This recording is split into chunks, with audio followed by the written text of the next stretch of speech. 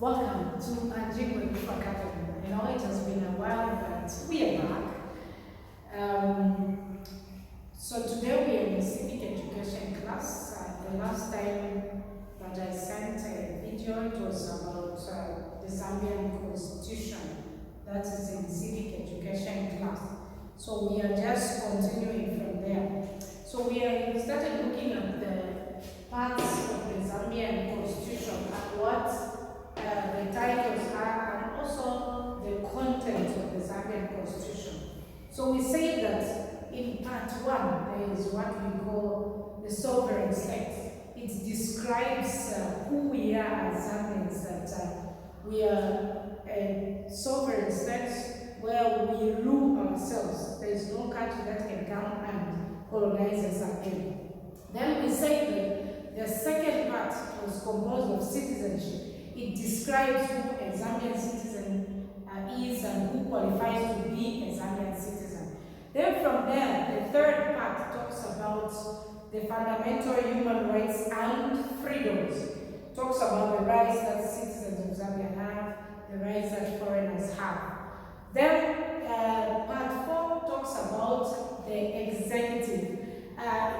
This part describes the structure, the function of the executive, and we know that the president is the head of the executive. So we talk about the president, the functions of the vice president, the functions of the president, the powers the president has, and also it describes the cabinet, the functions of the cabinet.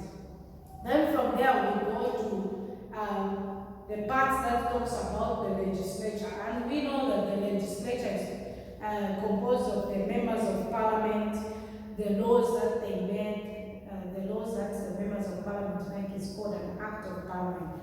Then from there we have the judiciary. The judiciary, when we talk about the judiciary, then we're talking about the courts, we're talking about the judges that are found in the Supreme Court, the High Court judges, the magistrates who are found in the magistrate court, and the local court judges. Then from there now, we go to part 7 that talks about defense and security. So what is the content of this defense and security? So this part of the Zambian constitution talks about the functions of the Zambian Defense Force, the Zambian Police Service, the prison service, and the Zambian security intelligence. So in short, this part talks about all the wings of the government that provide security for us in our nation, and maybe if, let's say, we were going to have a war with another nation. So these are the forces that defend us or that protect us. Then we go to the next part, which talks about the local government system. So this part of the constitution describes the structure and functions of the local council. I'm sure you know the local council. These are the people that lead us in our communities. And the local council, they have got so many functions. For example, they are the ones that collect garbage in our streets. They are the ones that sweep in our streets. They are the ones that provide also the lighting system on the roads. So this part of the Zambian constitution describes all the functions of the local government, and it also explains on the composition of the local government. I think you learned in grade 9 that we have the mayor, and we also have the chairperson of the local council, as well as the members of the local council. Very good. Then we go to number 9. Number 9 talks about the directive principles of state policy and duties of a citizen. So this part of the Zambian constitution talks about development of national policies. For example, like now, one of the national policies is that Zambia provides free education from baby class up to grade 9. So that one is one of the policies that has been discussed. Now, you don't just discuss a policy, or you don't just come up with a policy, you also implement. So this part of the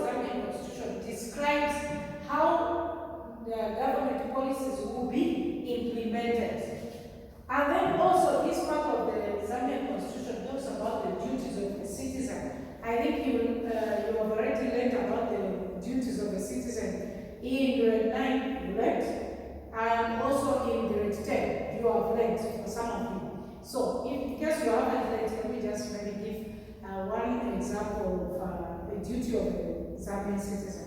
For example, if you suspect your neighbors that they are very suspicious, for example, like we had the problem of the 13 ladies of Zambia who were abducted. And for example, you live near these guys who abducted these 13, where you just see them as they come out of their house, they're looking suspicious.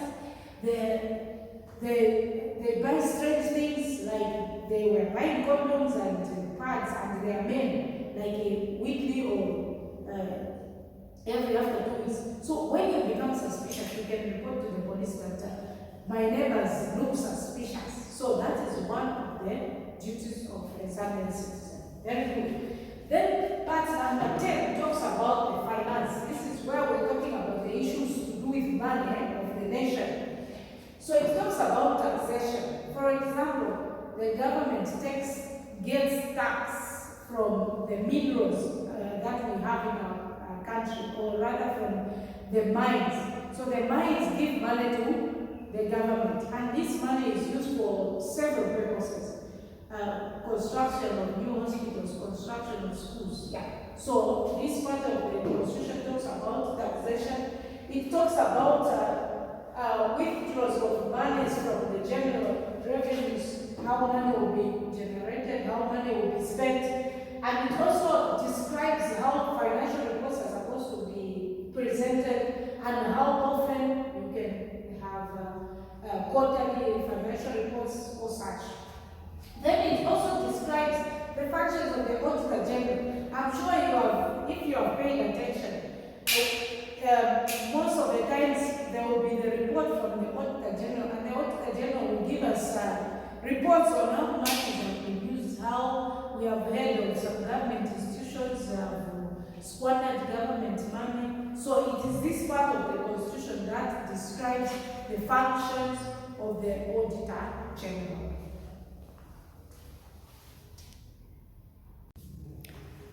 Okay, so we proceed, we go to number 11, that talks about the Service Commission.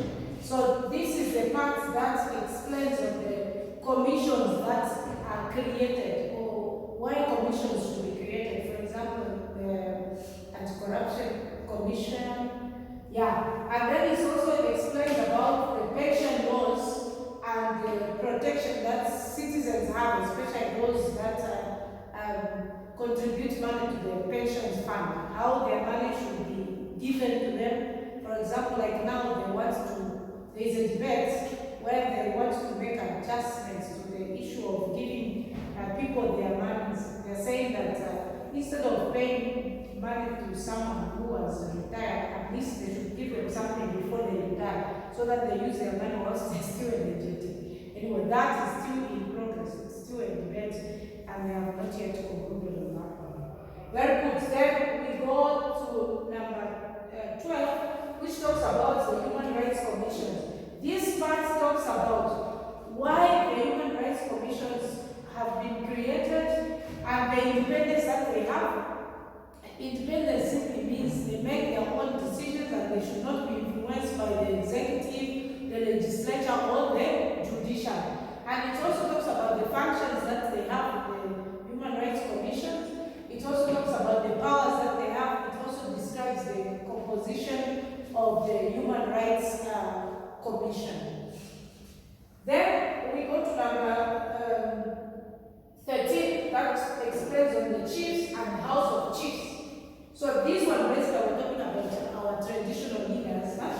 So this part explains the functions and the composition of the chiefs, and it talks about the institutions of the chiefs and the House of Chiefs. So the chiefs have been recognized that these are our traditional leaders, and they contribute also to the development of the nation, and that's why this part was added in the Constitution. As you know, a long time ago, we did not have leaders like we have now, our MPs. So the chiefs are the ones that are controlling the behaviors of people in the community. They are the ones who administer justice.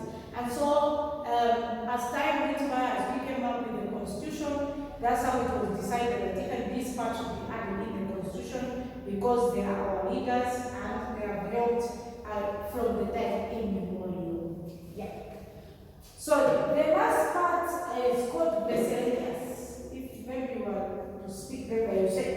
Nafin people, that's what you would call this.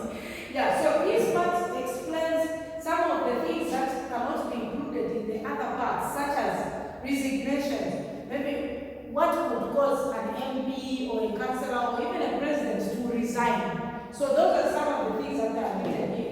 Reappointments, somebody was appointed maybe as the Chief Justice, and maybe this person was dropped again and then reappointed again. So those are some of the things that are contained in the miscellaneous, the reappointments.